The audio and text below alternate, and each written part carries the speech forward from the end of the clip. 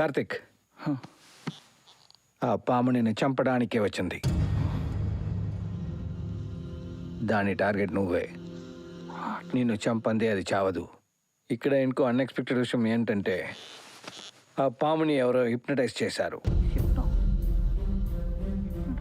కొత్త విషయమే, కానీ ఇది మంత్రమో తంత్రమో కాదు, ప్యూర్ సైన్స్.